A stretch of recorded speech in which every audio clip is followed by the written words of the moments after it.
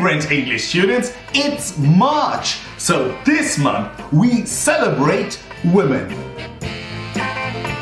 That's right, Brent. This month we are celebrating women. And our lessons this month, as always, are designed to get you to improve your listening and speaking skills. So, to kick things off, our first lesson this week is called Let's Get Real, a fantastic topic that gets us role-playing real-life conversations. So, in this lesson, you have new vocabulary like the noun clarification and the verb to assist. And we also have expressions like to be on the same page and at the end of the day. Grammar this week is false friends or cognates. You know those words that sound the same in your language and English but mean something completely different? There are so many, but don't worry, we have them and many more on the platform.